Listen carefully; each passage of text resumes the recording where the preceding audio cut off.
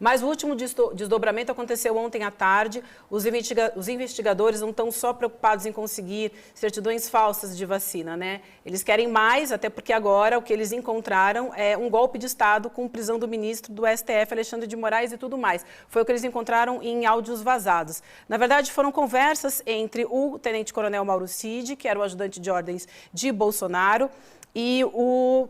Como se chama mesmo? E o Ailton Barros, exatamente. O Ailton Barros, que também foi preso. O Ailton Barros, que também teria dito que sabia quem mandou matar Marielle. Vocês lembram disso, que foi um caso que a gente trouxe ontem aqui para vocês. Quem revelou esses áudios trocados que a Polícia Federal encontrou quando ela teve acesso aos telefones foi a Daniela Lima, jornalista da CNN Brasil. Então, a gente vai passar agora para vocês aqui, eu vou ler para vocês o trecho, então, desses áudios, dessas conversas entre os dois, entre o Ailton e entre o Mauro Cid. Vamos lá. A primeira conversa, gente, é do dia 15 de dezembro, e aí o Ailton fala o seguinte, abre aspas, é o seguinte, entre hoje e amanhã, sexta-feira, tem que continuar pressionando o Freire Gomes, então comandante do Exército, para que ele faça o que tem que fazer.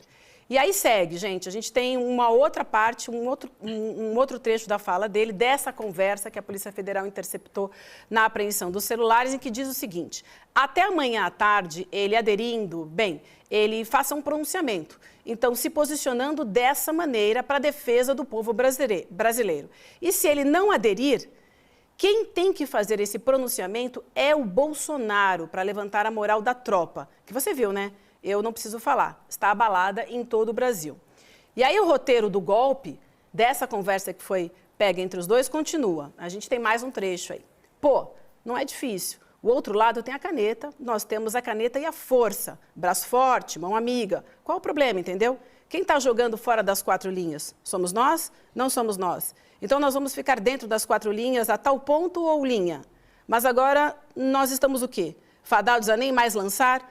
Vamos dar de passagem perdida? E é para finalizar, gente, para a gente contextualizar, e já ouvi aqui também o Guilherme Amado, termina a mensagem assim, nos decretos e nas portarias que tiveram que ser assinadas, tem que ser dada a missão ao comandante da Brigada das Operações Especiais de Goiânia de prender o Alexandre de Moraes no domingo na casa dele. Então, Guilherme, fica muito claro... a gente não tem as respostas do Cid, o que chama a minha atenção também, a gente tem o Ailton falando, mas a gente não tem as respostas do Cid, mas fica muito claro nessas trocas de mensagens que havia sim, então, realmente uma organização, que havia um plano para um golpe de Estado, para um golpe, principalmente para tentar prender Alexandre de Moraes. É isso, né? Sim, Vivi. A gente vai juntando as peças dessa história e o que a gente entende? Que naquele período, depois da derrota, aqueles 2 meses subsequentes à derrota, até ele sair do país para ir para Orlando, o Bolsonaro ele recebeu e certamente discutiu com uma série de pessoas possíveis saídas para que ele não tivesse que deixar o poder. O entendimento deles era que o TSE havia sido parcial durante as eleições, havia tido uma atitude a favor da candidatura do Lula e que isso seria a gota d'água de uma perseguição que teria se estendido ao longo do mandato do Bolsonaro contra o então presidente. Então, por isso seria legítimo para eles que houvesse algum tipo de reação do Bolsonaro com os militares. Daí esse Ailton Barros, ele falar na mensagem dele que, na cabeça dele, né, eles estariam dentro das 4 linhas da Constituição. Porque o que ele está argumentando ali? Qual é o raciocínio dele? Não, eles foram ilegais com a gente, eles foram inconstitucionais com a gente, né? Eles, o judiciário. A gente vai estar apenas reagindo. Vamos lembrar que essas pessoas, elas têm a leitura deturpada, a leitura golpista do artigo 142 da Constituição. Ao longo de dezembro, se vocês recuperarem, eu dei bastante notas sobre isso, meu colega Paulo Capelli, lá no Metrópolis, também deu bastante informação sobre isso. O tempo inteiro eles trabalhavam com esse 142 mexendo, relendo, tentando fazer interpretações e convencer pessoas a embarcar numa aventura golpista embasada pela leitura desse artigo, que a gente sabe não diz nada disso. O artigo 142 ele fala do papel das Forças Armadas no país, é a parte da Constituição, o artigo 142 está na parte da Constituição que estabelece o que as Forças Armadas têm que fazer, e para qualquer pessoa já alfabetizada, ele é muito claro, ele não fala em momento algum do tal do poder moderador que alguns militares, o Ailton Barros era um deles, é um deles claramente, entende que seria papel das Forças Armadas, né, que é de dirimir conflitos entre poderes. Eu acho importante, Vivi De Luca, a gente falar um pouquinho sobre quem é o Ailton Barros. Isso que eu ia te perguntar, porque Bolsonaro considerava ele um irmão, né? Um irmão número 2, né? Ele se auto-intitulava, quando ele foi candidato a deputado federal no Rio de Janeiro, né? O 01 de Jair Messias Bolsonaro. Eles eram bem próximos, né? Isso que é importante, a gente quer te ouvir. Exatamente. Ele foi militar como Bolsonaro, a aproximação deles vem dos tempos de militares, dos tempos de caserna, e a gente recuperou na coluna, Eduardo Barreto, que trabalha comigo, recuperou a ficha militar do Ailton Barros, e é interessante como que a história desse cidadão guarda muitas semelhanças com a história do Bolsonaro, porque ambos tiveram uma passagem muito tumultuada pelo Exército, ambos foram acusados e punidos por irregularidades, por coisas erradas que fizeram na caserna.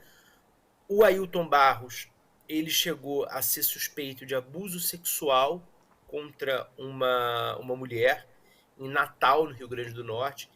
Esse caso não chegou a ser investigado pelas autoridades policiais por questões processuais. Ainda não ficou claro nos documentos a que a gente teve acesso quais questões processuais foram essas, mas fazem referência a esse caso e explicam que ele não foi à frente por questões processuais, investigação dele. Ele teve uma série de detenções por desobediência, por descumprir regras do Exército. Ele também fez campanha política dentro da caserna, como o Bolsonaro certa vez fez também. O Bolsonaro chegou a ser proibido, uma época, de entrar nos quartéis já fora do Exército, né, já político, mas ele foi proibido de entrar nos quartéis porque ele entrava para fazer campanha política e isso era proibido. A mesma coisa com o Ailton Barros. E eles estenderam essa amizade para a vida deles de civil. O Ailton Barros, ele se intitulava, como você falou, número 1 do Bolsonaro no Rio de Janeiro. Uma autopromoção que não ajudou muito, ele não foi eleito. Vários outros políticos já ocupavam no imaginário dos apoiadores do Bolsonaro esse papel, esse lugar. O Ailton Barros talvez para ele tenha faltado promoção do próprio Bolsonaro.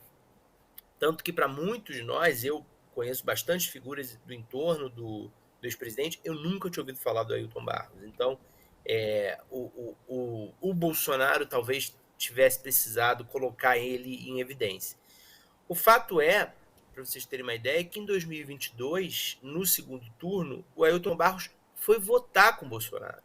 Ele, no dia da eleição do segundo turno, ele foi acompanhar o Bolsonaro e votaram juntos. Tinha uma relação, portanto, muito próxima. É sabido que naquele dia do segundo turno de 2022, o Bolsonaro restringiu as pessoas que tiveram acesso a ele a um círculo muito, muito pequeno. Muito pequeno. Não era qualquer aliado que conseguiu ter, não foi qualquer aliado que conseguiu ter contato com o então presidente naquele dia. Isso ter sido aberto para Ailton Barros mostra bastante como a relação deles era próxima. E tem uma outra pessoa que é muito próxima ao Bolsonaro, Guilherme, que é o advogado, um amigo pessoal do Bolsonaro, que curiosamente virou advogado do Mauro Cid. Isso é uma das notícias que a gente vai trazer para vocês, é que o advogado, eu perdi o nome do advogado aqui, mas eu já trago para vocês, que foi indicado... Isso, exatamente. Obrigado, Guilherme. Ele é um amigo pessoal do Bolsonaro e foi indicado para ser o advogado do Mauro Cid. Curiosamente, ontem ele deu uma entrevista no Estúdio I, da Globo News, e boa parte do papo da entrevista foi defendendo o Bolsonaro, dizendo que, inclusive, o Bolsonaro não teve nenhuma intervenção nesse processo de pedir uma carteira de vacinação falsa. É ruim para o Mauro Cid, né? Ótimo para o Bolsonaro, mas é ruim para o Mauro Cid que a defesa dele seja organizada pelo próprio Bolsonaro. Mas mostra, pelo menos até agora, né, Guilherme, assim como o Anderson Torres, que a defesa, tanto do Cid quanto do Torres, está alinhada com a do ex-presidente, né? Não, e é o mesmo padrão o Rodrigo Rocha, ele deixou a defesa do Anderson Torres, mas ele foi advogado no início. O mesmo padrão agora do Mauro Cid. O Rodrigo Rocha era o advogado do Flávio Bolsonaro na rachadinha. Ele é irmão da Luciana Pires, que era a principal advogada, e os dois eram os advogados do caso, foram os advogados que conseguiram a anulação da rachadinha no STJ. A gente sabe o enredo dessa anulação, quais eram os interesses que rodeavam aquelas decisões do STJ. Vamos lembrar que havia muitas indicações do judiciário correndo naquele momento, e isso certamente teve um efeito facilitador para que os advogados do Flávio, o próprio Flávio, fossem recebidos e tratassem do tema rachadinha junto aos tribunais superiores. Mas o fato é que lá, no documento, quem está constituído como advogado é o Rodrigo Rocha e a sua irmã Luciana Pires. O Rodrigo Rocha foi, tão logo o Anderson Torres preso, foi apontado como advogado do Anderson Torres. Algumas pessoas naquela ocasião tiveram a mesma leitura de agora, quando também, coincidentemente, é o Rodrigo Rocha que é colocado como advogado do Mauro Cid. Qual foi essa interpretação? Ora, ele está ali para garantir que essa defesa seja boa, principalmente para o Bolsonaro. É a mesma imagem que passa, né, De Luca, do papel que o Frederico Wassef, exercia na defesa do Flávio Bolsonaro. O primeiro advogado, um dos primeiros advogados do Fabrício Queiroz, era o Paulo Klein. O Paulo Klein e o Frederico Wassef nunca admitiram isso. O fato é que eles eram já conhecidos de casos passados. Eles já tinham atuado juntos em casos passados. Inclusive, o Paulo Klein havia já advogado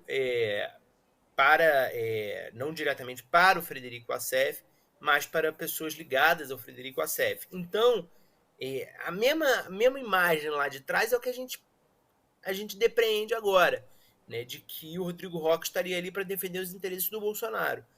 O que eu presumo, ontem eu tentei falar com ele para perguntar isso e outras coisas, ele não quis falar, ele não quis dar entrevista, eu presumo que ele negue. Agora, na entrevista para o Estúdio I ontem, lá para André Sadi, para Otávio Guedes, me chamou a atenção como que ele, Rodrigo Rocha, ele foi pouco convincente quando ele falou isso.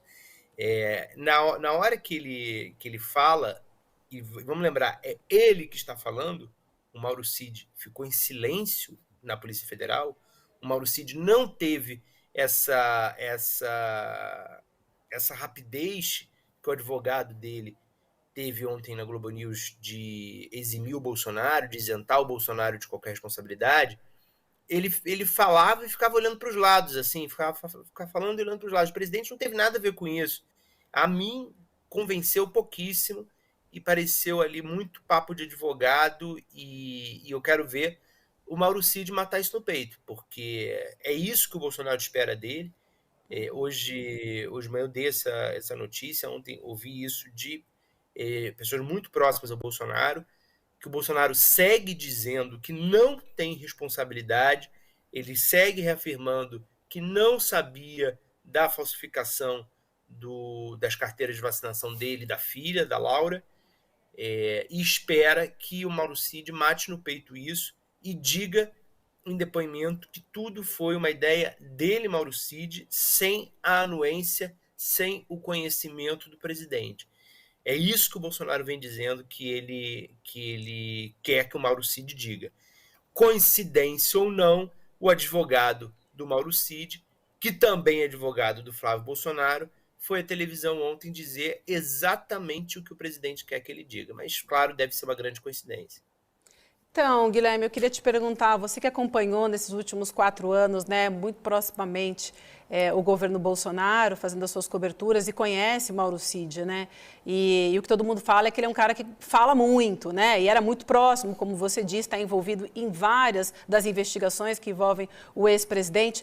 Você acha que ele vai aguentar essa pressão? Você acha que ele vai assumir tudo isso? Até fazendo um paralelo com o Anderson Torres. A gente vê o que vem acontecendo com o Anderson Torres, advogados falando, enfim, que ele está com problemas psicológicos e tudo mais. E está ali, né? Que acho que também era essa a expectativa, que ele também segurasse toda essa bucha com ele. Você acha que o Mauro Cid tem esse perfil e vai assumir isso? Vivi, eu não conheço o suficiente para dizer isso, né? E acho que às vezes a gente se surpreende também com a pouca resiliência ou a resiliência de algumas pessoas. Eu me lembro na época da Lava Jato que havia